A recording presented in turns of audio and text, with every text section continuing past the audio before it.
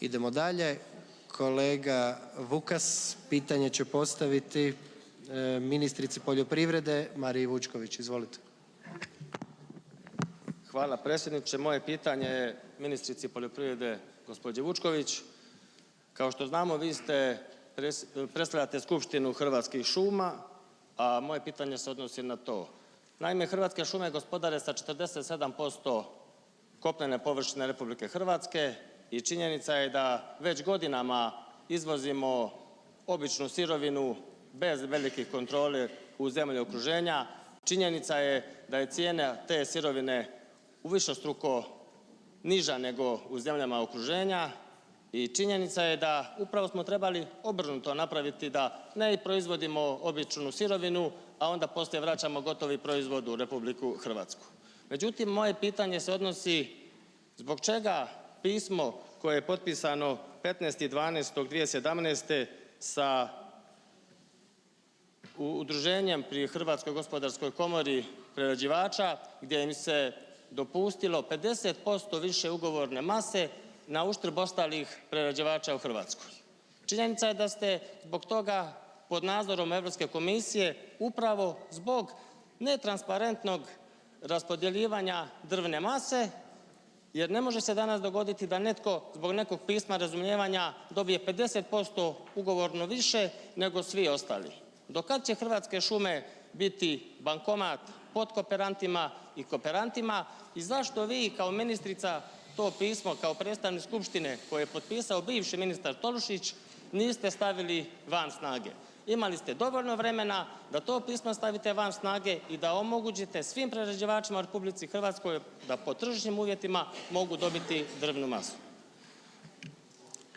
Izvolite ministrice, odgovor. Poštovani gospodine Vukas, zahvaljujem vam na pitanju. Doista šume predstavljaju 47% kopnenog područja Hrvatske i predstavljaju jedan od naših najvrjednijih resursa.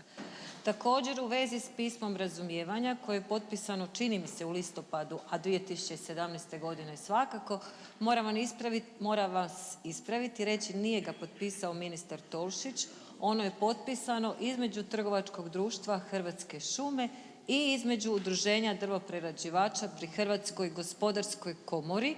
Takvo pismo razumijevanja, to ću reći, koje se definitivno može i treba unaprijediti i na tome nije navela Europska komisija, nego u skladu sa svojim dužnostima sam dala niz pisanih prijedloga u vezi s tim puno puta do sada, ima itekako i svoje pozitivne dosege, a to je da je u potpunosti onemogućilo diskrecijsko odlučivanje kome će se i koliko raspoređivati vrijedne drvne sirovine, kakva je bila praksa itekako u razdoblju do 2015. godine. Također, kao ministar poljoprivrede, a ne kao skupština društva, jer društvom upravlja uprava, nadzorni odbor kontrolira rad, a skupština naravno ima svoje zadaće i treba ih koristiti, no kao ministar poljoprivrede pokrenula sam izmjene Zakona o šumama koje će se baviti i ovom regulativom, koje će se baviti i ovom problematikom kako bismo unaprijedili stvaranje dodane vrijednosti i takav prijedlog izmjena Zakona o šumama je upravo pred savjetovanjem s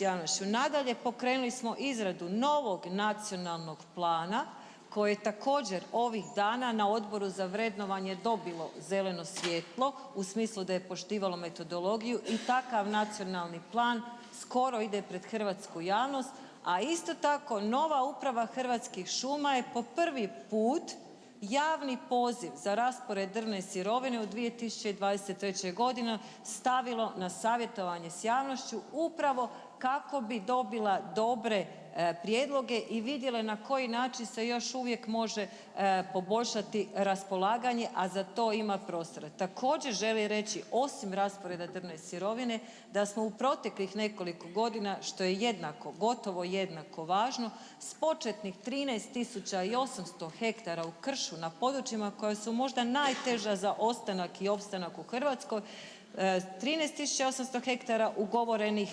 ugovorenih šumskih područja smo imali za gospodarenje u poljoprivredi, danas imamo 60.000 i 16. poziv pred objavom u veljači.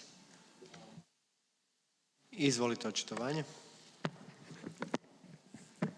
Prvo, nisam rekao da je ministar potpisao, nego da je to potpisano za vrijeme ministra Tolušića, to je broj 1, a da je sve tako kao što vi kažete, onda ne bi bili pod istragom Europske komisije upravo zbog netransparentnog tržišnog raspoređivanja dodjele drvne mase. Prema tome, to je najgore što imamo nacionalnu kompaniju koja se brine za nacionalno dobro. Godinama znamo šta se u tim Hrvatskim šumama radilo, da sad uđu kontrole u Hrvatske šume, pitanje šta bi se tamo dogodilo, a sami znamo da ulaskom u Schengen imat ćemo puno većih problema za kontrolirati drvnu masu koja će ići van. To je broj 1.